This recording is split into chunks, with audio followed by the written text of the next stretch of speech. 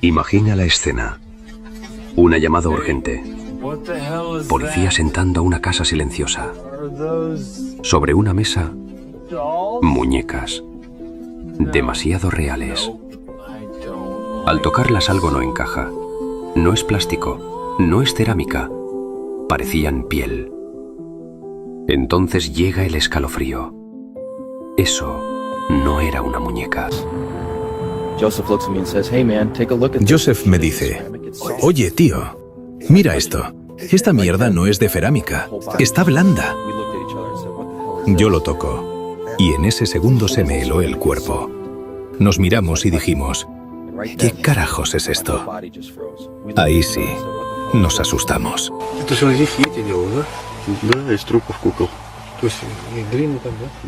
Hay momentos en los que un policía entiende, sin que nadie se lo diga, que lo que está a punto de ver lo va a perseguir el resto de su vida. El 3 de noviembre de 2011, cuando esa puerta se abrió en Nizhny Novgorod, ese fue uno de esos momentos. El departamento estaba en silencio absoluto. Todo parecía cuidadosamente vivido. Hasta que los agentes dieron el primer paso dentro. Entonces las vieron. Muñecas. Demasiadas muñecas. Sentados encima de estanterías, acomodadas en camas, apoyadas contra las paredes como si alguien las hubiera dejado ahí hace solo unos minutos. Muñecas de tamaño real, vestidas con vestidos infantiles, zapatos pequeños. Algunas miraban al frente, otras parecían observar desde las esquinas. No estaban guardadas, estaban colocadas. Al principio nadie habló. El silencio se volvió pesado, casi físico.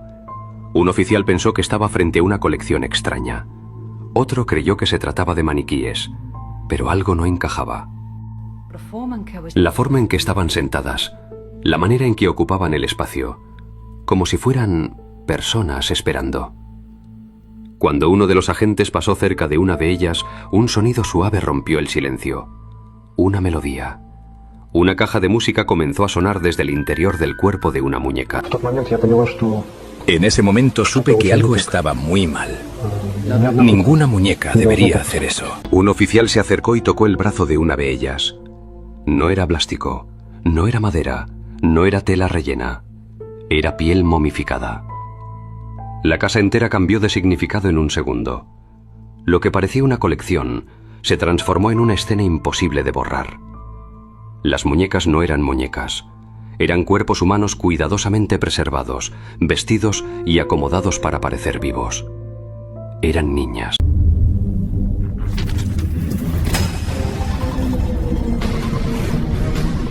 «26 cuerpos sentados, acostados y alineados como si alguien hubiera decidido que la muerte no era un final aceptable». Ese departamento pertenecía a Anatoly Moskvin, un hombre que hasta ese día no era visto como una amenaza. Historiador, lingüista, políglota, un académico respetado, conocido por recorrer cementerios para estudiar tumbas y tradiciones funerarias. Incluso había colaborado con autoridades en el pasado. Nadie imaginó que detrás de esa puerta no había libros antiguos, sino tumbas abiertas, trasladadas a una sala de estar. Horas después, mientras los peritos trabajaban dentro del departamento, la policía entendió algo aún más perturbador. Aquellas niñas no habían sido asesinadas allí. No había sangre, no había signos de violencia reciente. Habían sido sacadas de sus tumbas. Durante años, mientras los agentes fotografiaban a las muñecas, alguien hizo una pregunta que nadie quiso responder en voz alta. Si los cuerpos estaban aquí, ¿cuántas tumbas en toda Rusia llevaban años vacías sin que nadie lo supiera? Y así comenzó la verdadera investigación. Mucho antes de que la policía entrara a aquella casa llena de muñecas, alguien ya había notado que algo no estaba bien. No fue una alarma, no fue una denuncia formal, fue una sensación. Familias que visitaban cementerios en silencio, personas que limpiaban lápidas, acomodaban flores y se iban con una incomodidad difícil de explicar. Todo parecía intacto, pero algo se sentía distinto, como si el lugar hubiera sido tocado por manos que no debían estar ahí. Las primeras tumbas revisadas no mostraban daños visibles. La tierra estaba en su sitio. Las lápidas no habían sido movidas. No había huellas ni señales claras de vandalismo. Por eso nadie investigó a fondo. En los registros oficiales, los cementerios seguían siendo lugares tranquilos. Hasta que un sepulturero decidió cavar.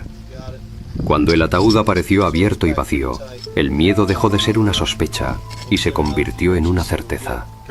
Aquello no era un caso aislado. Alguien estaba entrando a los cementerios de noche, abriendo tumbas con precisión quirúrgica y llevándose los cuerpos sin dejar rastro. La tierra no estaba removida como cuando roba un animal. Alguien sabía exactamente cuánto cavar y cómo volver a taparlo. La policía comenzó a revisar registros. Las tumbas profanadas tenían algo en común. Pertenecían en su mayoría a niñas y adolescentes. Muchas habían fallecido por causas naturales. Ninguna mostraba signos de exhumación violenta. Era como si alguien hubiera tratado a los cuerpos con respeto. O con algo mucho más inquietante. Obsesión. Durante meses, los investigadores no encontraron sospechosos claros. No había cámaras, no había testigos. Los cementerios eran extensos y solitarios. Y entonces apareció un nombre que se repetía con demasiada frecuencia en los registros. Anatoly Moshbin. Un hombre que visitaba cementerios como parte de su trabajo académico. Un experto en epitafios, lenguas antiguas y tradiciones funerarias. Un rostro conocido para sepultureros, sacerdotes y autoridades locales. Nadie se preguntaba por qué estaba ahí. Siempre tenía una excusa, siempre tenía permisos, siempre parecía inofensivo. Demasiado inofensivo. Estaba en todas partes, pero nunca levantó sospechas. Eso fue lo que lo hizo invisible. Mientras las tumbas seguían vaciándose en silencio, Anatoly regresaba a su apartamento con bolsas, herramientas y objetos que nadie cuestionó. Nadie imaginó que pieza por pieza estaba trasladando un cementerio completo a su hogar. Las niñas no desaparecieron todas de golpe, fueron llevadas una por una. Años de profanaciones pasaron desapercibidos porque nadie quería aceptar una idea tan perturbadora. ¿Quién haría algo así sin matar? Cuando la policía finalmente conectó los puntos, ya era demasiado tarde. Las tumbas estaban vacías, las muñecas estaban sentadas, y el hombre que las había llevado a casa llevaba años caminando libremente entre la gente. Pero aún faltaba entender lo más oscuro, no el cómo, sino el por qué. Cuando la policía terminó de asegurar el apartamento, quedó claro que aquel lugar no era solo una escena perturbadora. Era un rompecabezas incompleto. Cada muñeca sentada en silencio representaba una tumba vacía en algún cementerio de Rusia. No era una sola niña, no eran dos, eran muchas. Los investigadores comenzaron a trabajar hacia atrás, desde las muñecas hasta las lápidas. Las primeras identificaciones no se hicieron con nombres, sino con detalles mínimos: un vestido, unas medias, un accesorio infantil que alguien, en algún momento, había elegido con amor. Así apareció el nombre de Natalia. Natalia tenía 7 años cuando murió. Su tumba estaba en uno de los cementerios que Anatoly Moshbin visitaba con frecuencia. Según la investigación, fue una de sus favoritas. Le celebraba cumpleaños, le cambiaba la ropa, la sentaba cerca del televisor para que no se sintiera sola. En los cuadernos encontrados en el apartamento, su nombre aparecía acompañado de notas inquietantes. ¿Qué música debía escuchar? ¿Qué dibujos animados le gustaban? ¿Cómo debía mantenerse su cuerpo para que no se deteriorara? Después apareció Masha. Masha tenía 11 años. Moshbin había vigilado su tumba durante semanas antes de desenterrarla. Lo confesó sin remordimiento. Dijo que le gustaba la foto de su lápida, que no merecía quedarse bajo tierra. Su cuerpo fue uno de los encontrados vestido con medias gruesas y capas de tela cuidadosamente acomodadas para simular volumen, para simular vida. Pero entre todas las muñecas hubo una que detuvo por completo a los investigadores, una que no necesitó pruebas de ADN inmediatas, una que fue reconocida por la ropa. Su nombre era Olga Chardimova. Olga tenía 10 años cuando murió en 2002. Fue asesinada durante un asalto, una tragedia que marcó a toda la ciudad de Nizhny Novgorod. Durante años, su familia visitó su tumba creyendo que descansaba allí. no lo cierra. Cuando vi esa muñeca, no pensé que fuera real, pero el vestido, ese vestido lo conocía. Era de Olga. Olga había sido desenterrada poco después de su funeral. Su cuerpo fue llevado al apartamento de Anatoly Moskvin. A diferencia de un asesino común, Moskvin no mató a estas niñas, pero tampoco las dejó descansar. Su obsesión comenzó en la infancia, caminando entre tumbas, estudiando epitafios, memorizando nombres. Con los años esa fascinación se transformó en algo más oscuro. El proceso de Moskvin era meticuloso, frío, constante. Primero, la exhumación. Elegía tumbas recientes, niñas que habían muerto jóvenes. Estudiaba esquelas en periódicos locales y marcaba cementerios en mapas detallados.